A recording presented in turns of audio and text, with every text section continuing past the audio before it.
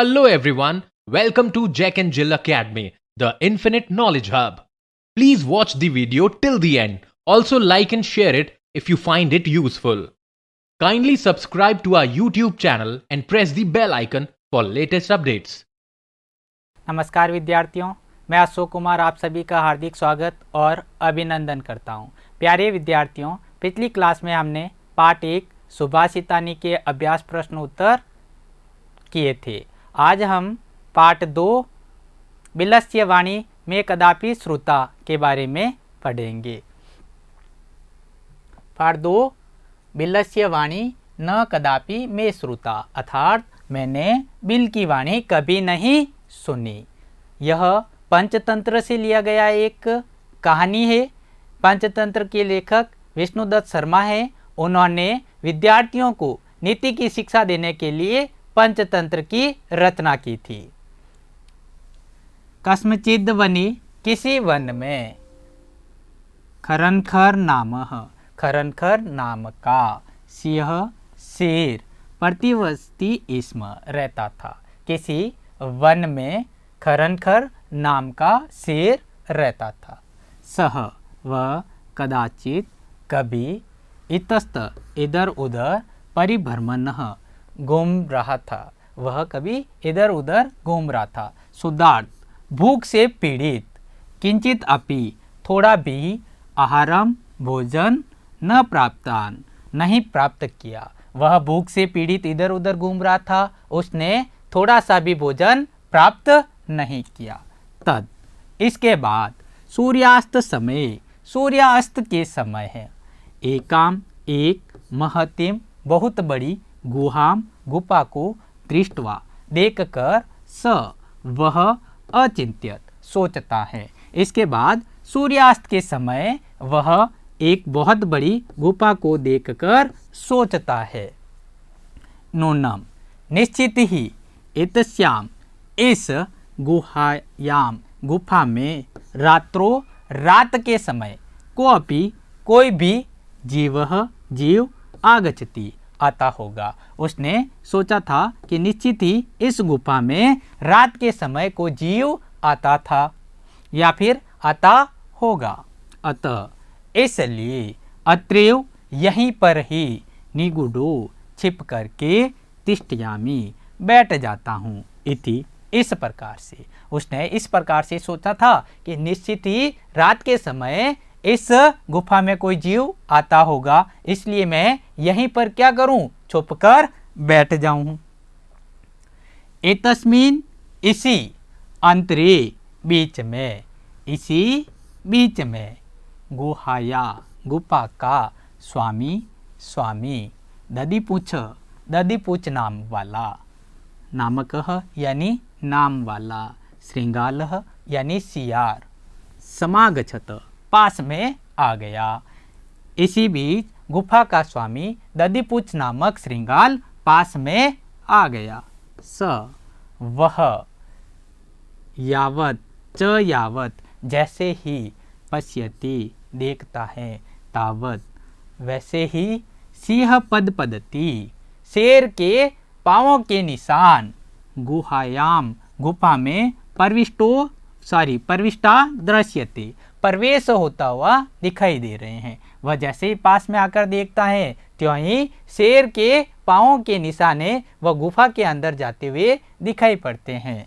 न च बहिरागता, लेकिन वापस बाहर आते हुए दिखाई नहीं दे रहे हैं। बहिरागता यानी बाहर आते हुए नहीं।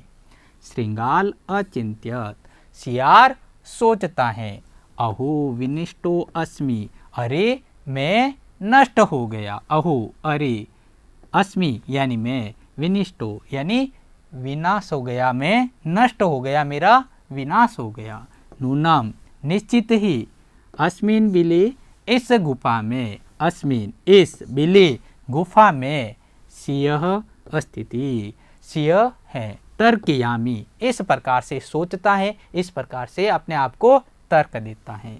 तत् किम करवाणी, अब क्या करना चाहिए। तत् यानी इसके बाद या फिर अब किम क्या करवाणी करना चाहिए।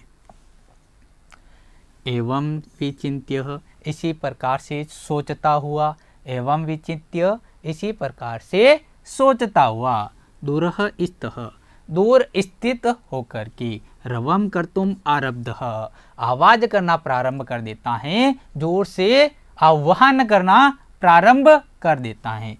भो बिलः, हे गुफा, किम न स्मर्ष्य क्या तुम्हें याद नहीं है, अन्य मया त्वया सह समय कृतो अस्ति तुमने मेरे साथ एक संधि की है, तुमने मेरे साथ क्या किया है, एक संधि की है। यत कि यदि मैं बहिर् आगतः बाहर से प्रतिगमिष्यामि वापस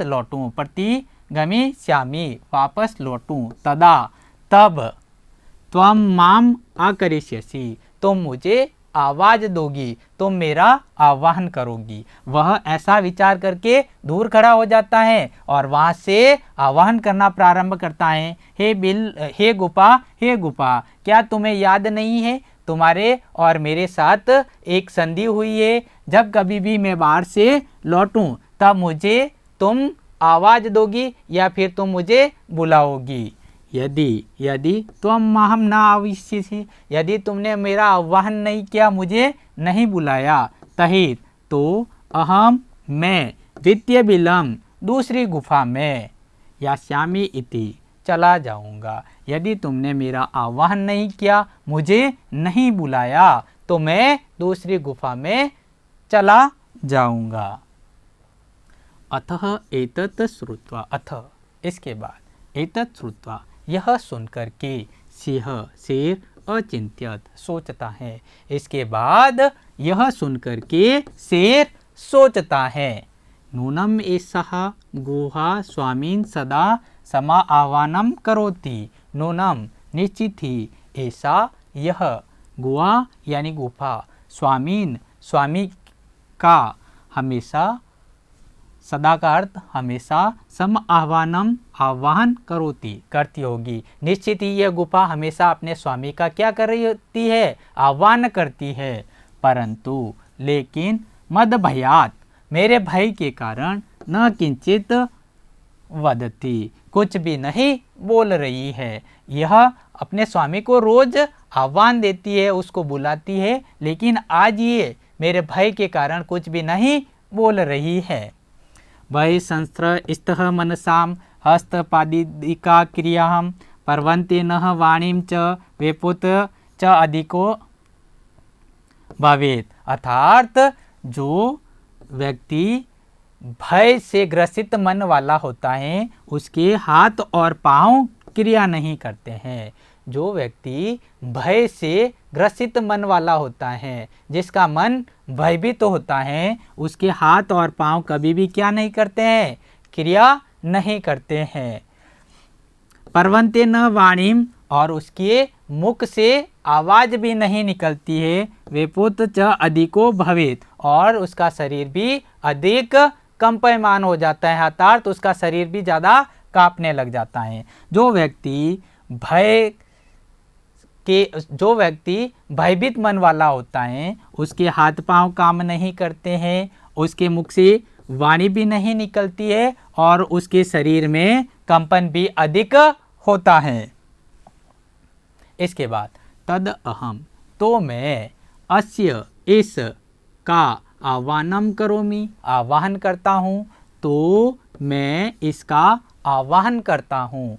एवं ऐसे ही स वह बिल में प्रवेश करके मैं भोज्यम भविष्यति, मेरा भोजन हो जाएगा, तो मैं इसका आह्वान करता हूँ, ऐसे ही वह बिल में प्रवेश करके मेरा भोजन हो जाएगा।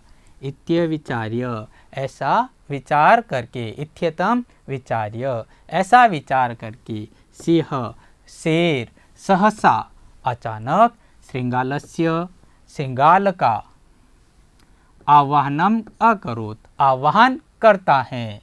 सिंहस्य, शेर की ऊंची गर्जना की प्रतिध्वनि से सहा वह गुफा गुहा यानी गुफा ऊंचे जोर से श्रृंगालम आव्यत श्रृंगाल का आह्वान करती है। जैसे ही अचानक से श्रृंगाल का आह्वान करता है शेर, तो उसकी प्रतिध्वनि से वह गुफा जोर से क्या करती है, श्रृंगाल का आह्वान करती है। अनेन जिससे, अन्योपि दूसरे भी, पशवः पशु, भयभीता अभवन भयभीत हो जाते हैं। जिससे शेर की इतनी तेज आवाज़ को सुनकर जो दूसरे पशु पक्षी होते हैं वह भी क्या हो जाते हैं, भयभीत हो जाते हैं। श्रृंगालो अपि श्रृंगाल भी ततदूरम, इसके बाद वहाँ से दूर, प्लायमानम भाग जाता है। इसके बाद श्रृंगाल भी वहाँ से क्या हो जाता है, दूर भाग जाता है। और भागते हुए इयम पठतः, यह पढ़ता है। और वह दूर भागते हुए क्या पढ़ता है, यह जो अनागतम आए हुए संकट का प्रतिकार कुरुतः करता है, जो आए हुए संकट का प्रतिकार करता है। सशोभति वह शोभा पाता है। जो आए हुए संकट का प्रतिकार करता है वह शोभा